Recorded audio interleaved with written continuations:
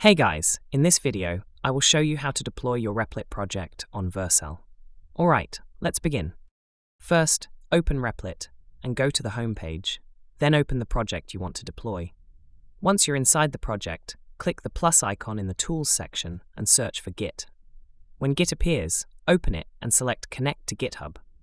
If your GitHub account is not connected, simply connect it. After that, Replit will export your project files to GitHub. Now open vercel.com, click Add New, then Project. Choose Import from Git repository. Since your project is already on GitHub, Vercel will display it automatically. If your GitHub is not linked to Vercel, click Continue with GitHub and connect it. Once connected, select your repository and import it.